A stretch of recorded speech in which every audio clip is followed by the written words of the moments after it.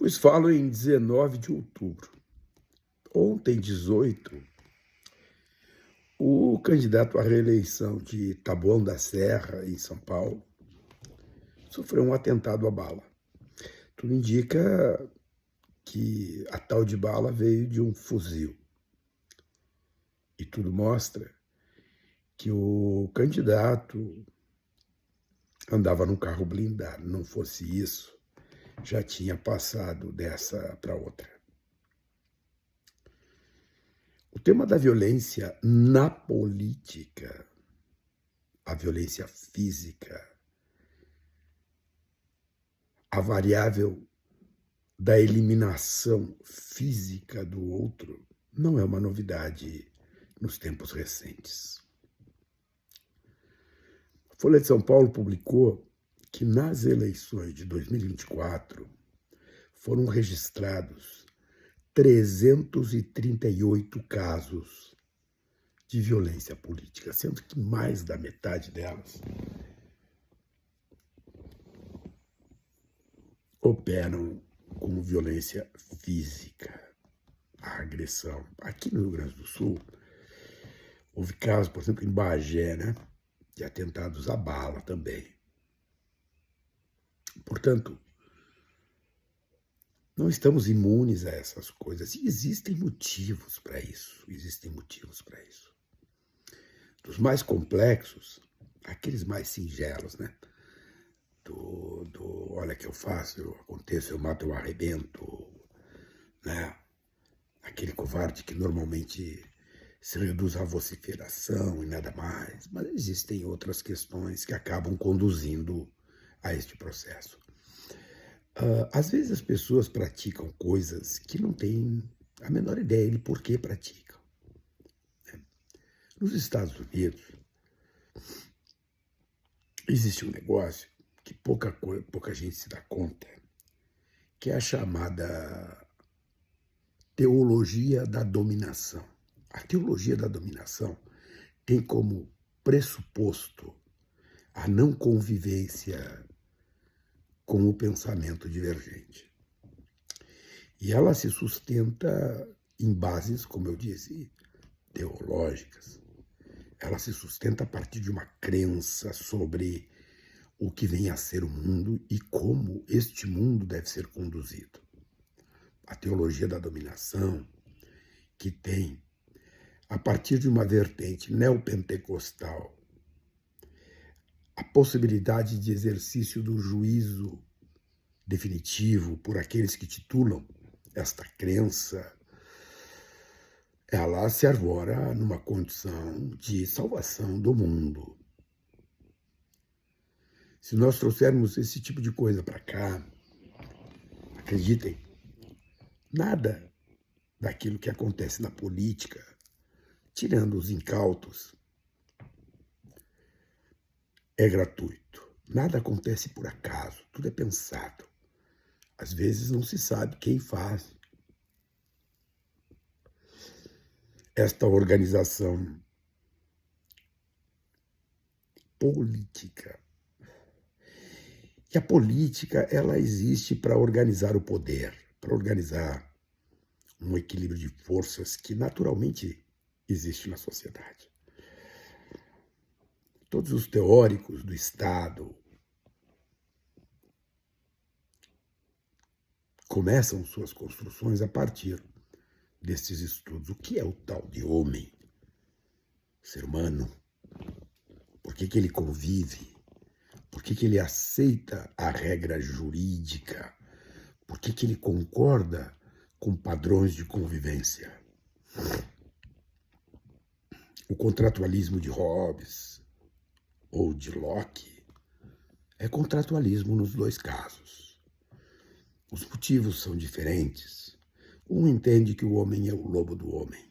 O outro entende que o homem colabora entre si para construir e usufruir os bens da humanidade. E assim as derivações todas vão surgindo. Se existe uma coisa que é certa, é que o modelo de Estado que nós conhecemos, o Estado ele é uma instituição humana. ele é uma abstração, ele é uma criação.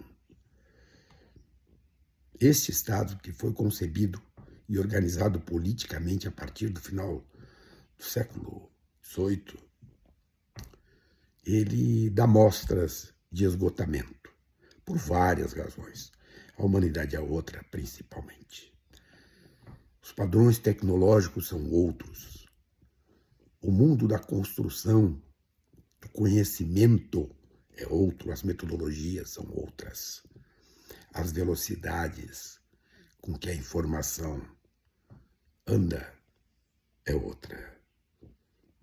Hoje, grandes capitalistas, e falo grandes no sentido de muito poderosos, pensam em como o Estado vai prover renda mínima para os cidadãos poderem comer e poderem consumir isso que a altíssima tecnologia passou a disponibilizar para quase todo mundo.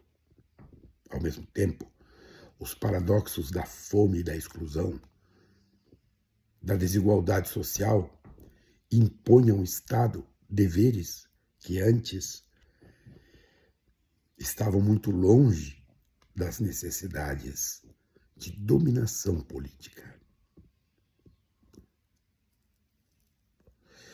Para quem quiser ver, está aí pela internet o Elon Musk falando sobre isso.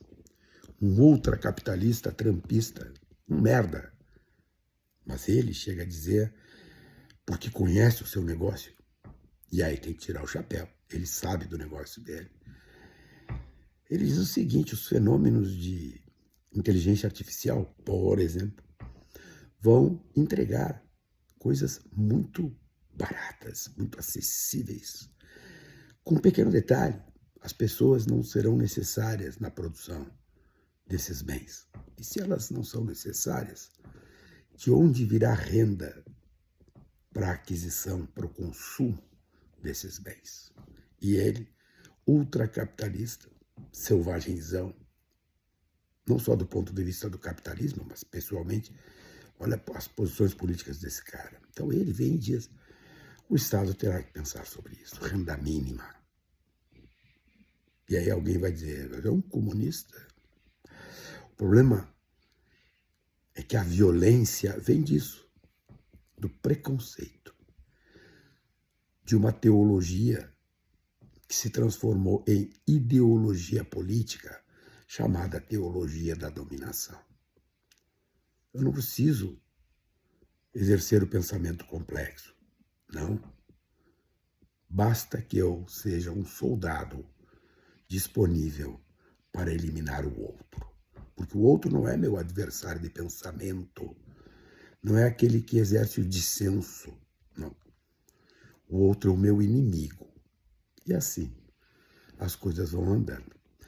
O Brasil teve o dissabor, o azar, vamos deixar nesses termos, o azar de ter um bolsonarismo que é a coisa mais inculta que já se viu na política brasileira. Pega a extrema-direita de Plínio Salgado, digam o que quiserem dizer.